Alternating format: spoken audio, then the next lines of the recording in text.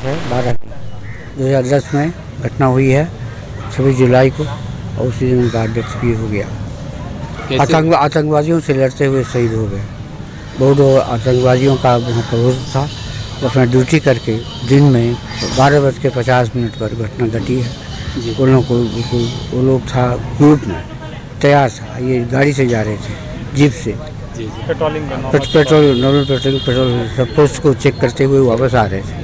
उसी बीच में उन लोगों ने बना लिया प्लानिंग, किसी ने उसको मुखबिर था उसका, उसने उसको ये करके इन्फॉर्म कर दिया। वो लोग 30 करीब 36 थे वो लोग, 12 एक 12 अगर मर गया तो तीसर का 12 आगे आएगा, फिर तीसर का इस तरह से वो बेसिकली एम्बुश था।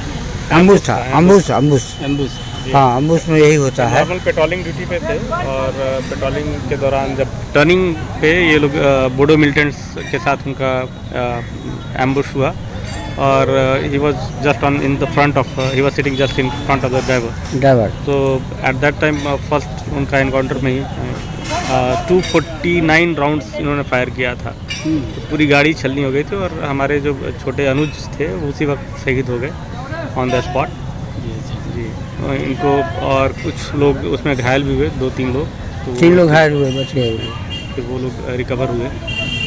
तो उस वक्त तो उन्होंने जो बाकी जो इनके साथ टीम थी उन्होंने भी रिटेलिएट करने की कोशिश की और फिर बाद में जब इन्होंने जवाबी फायरिंग की तो वो लोग फिर वहाँ से निकल गए। तो बेसिकली बोडो मिलिटेंट्स इसमें इन्वॉल्व थे और हमारे जो छोटे अनुज थे इनका आपके छोटे अनुज जी हाँ जी।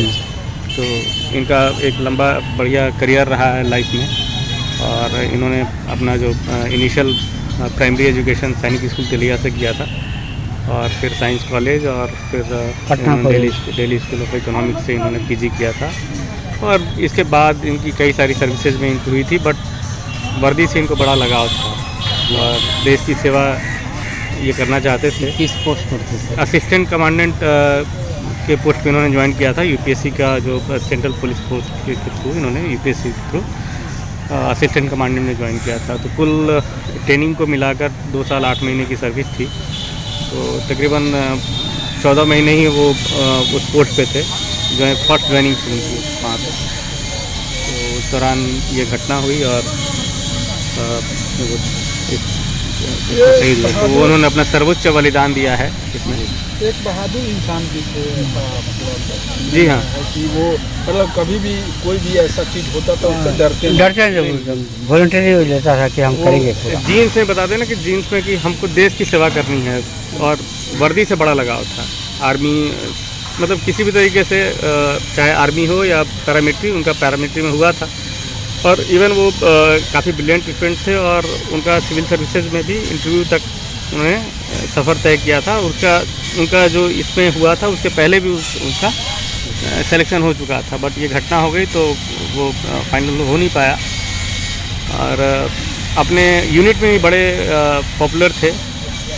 सारे यूनिट वाले जो जवान थे मतलब बहुत इनका सम्मान करते थे और इनके यूनिट में महिलाएं भी थी, लेडी जवान, वो भी मतलब उनका भी बड़ा ख्याल रखते थे। तो अपने यूनिट में बहुत पॉपुलर थे।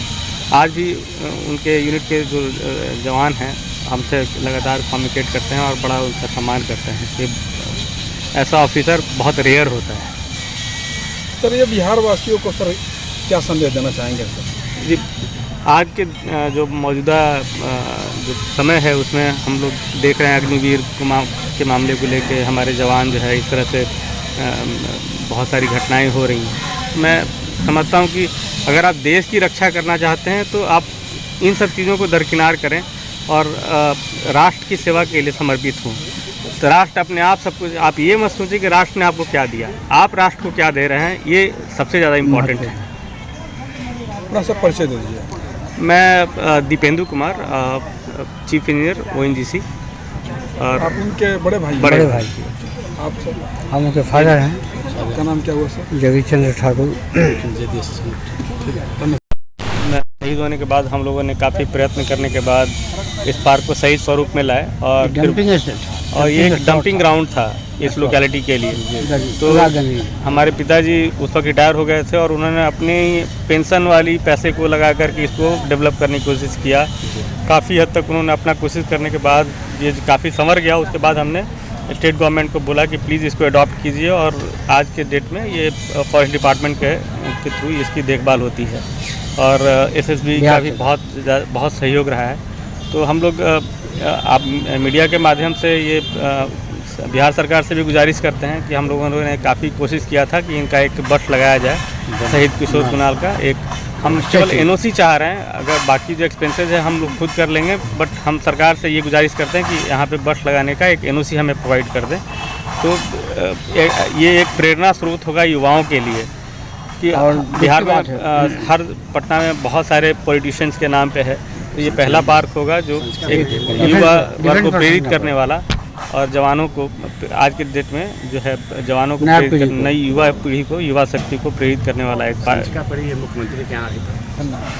तो हम लोग ये गुजारिश करते हैं कि सरकार इस पर संचिका जो है मुख्यमंत्री के आवास में 4 साल से पड़ा हुआ है, कोई पूरा रिकमेंडेशन जितना भी हाई लेवल ऑफिसर है, IG, commissioner, chief engineer, chief ये डिपार्टमेंट के जितने भी चीफ हैं, हेड हैं, कमिश्नर, कलेक्टर के अलावे सबका रिकमेंडेशन पेपर गया हुआ साथ में अटैच कर दिया, लेकिन अभी तक कोई सफलता नहीं करवाई नहीं कोई बिल्कुल ये सब डिविजनल कमिश्नर के थ्रू अप्रूव हो चुका है, बट ये बस अब मुख्यमंत्री कार्यालय को ही इस पे इनिशिएट करना है। अगर उनकी अप्रूवल हो जाती है तो फिर ये मतलब पॉलिटिकल अप्रोच नहीं है, ये सबसे बड़ा तकलीफ। पॉलिटिकल अप्रोच होता है कब का बन गया।